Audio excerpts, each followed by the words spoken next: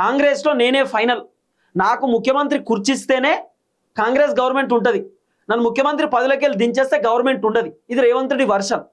అట్లనే రేవంత్ రెడ్డి మొన్న వేటివ్ న్యూస్ కాన్క్లేవ్లో ఒక ముచ్చడి చెప్పిండు. ఏమన్నాడు? నేను జాతీయ రాజకీయాలు చేస్తా, దేశ రాజకీయాలు చేస్తా, 2034 దాకానే తెలంగాణలో ఉంటే ఆ తర్వాత తెలంగాణలో కాంగ్రెస్ అధిష్టానం నాకు ముఖ్యమంత్రి కుర్చీలో కూర్చోమన్నా నేను కూర్చోను, ముఖ్యమంత్రిగా నేను ఉండను, నేను ఇక దేశ రాజకీయాలు అని చెప్పి ఆయన ఒక స్టేట్మెంట్ ఇచ్చిండు.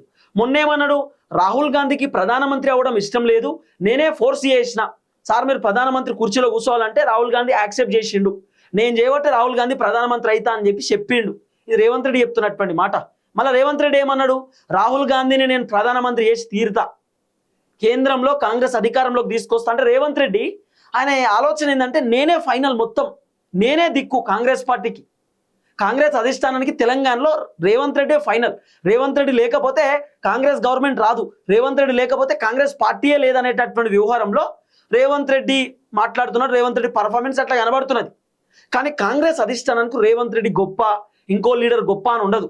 కాంగ్రెస్లో చాలామంది వచ్చిరు పోయిరు, చాలామంది ఒక వెలుగు వెలిగి కనుమరుగైపోయినటువంటి వాళ్ళు కూడా ఉన్నారు. కాంగ్రెస్లో చాలామంది కనబడినటువంటి వాళ్ళు ఉన్నారు.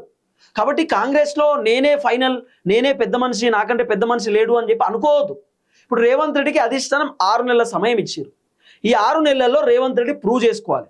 ఒకవేళ రేవంత్ రెడ్డి 6 నెలల్లో తనకు తాను ప్రూవ్ చేసుకోలేకపోతే, 6 నెలల్లో ఇప్పుడు ఏదైతే రేవంత్ రెడ్డి పైన ఉన్నటువంటి వ్యతిరేకత 6 నెలల తర్వాత కూడా ఇదే వ్యతిరేకత కంటిన్యూ అయితే, కాంగ్రెస్ పైన జనాలు ఎట్లయినా తీవ్రమైన వ్యతిరేకతతో ఉన్నారు, 6 నెలల తర్వాత కూడా కాంగ్రెస్ ప్రభుత్వం పైన జనాలు ఇట్లనే వ్యతిరేకం ఉంటే, మళ్ళీ సునీల్ కనుగోలు 6 మంత్స్ తర్వాత ఒక సర్వే చేసేటటువంటి కార్యక్రమం చేశారట. ఆ సర్వేలో రేవంత్ రెడ్డి పైన మళ్ళీ గిట్లనే నెగిటివ్ ఉంటే, కాంగ్రెస్ ప్రభుత్వం పైన జనాలు గిట్లనే నెగిటివ్ ఉంటే, ఆ రిపోర్ట్ని సునీల్ కనుగోలు అధిష్టానానికి పంపిస్తే, అధిష్టానం ఆ రిపోర్ట్ మొత్తం చూసిన తర్వాత రేవంత్ రెడ్డిని మ్యాక్సిమం 6 నెలల తర్వాత ముఖ్యమంత్రి కుర్చీలోకి వెళ్ళి దించేసేటటువంటి అవకాశాలు ఉండొచ్చు అనేది వినబడుతున్న చర్చ.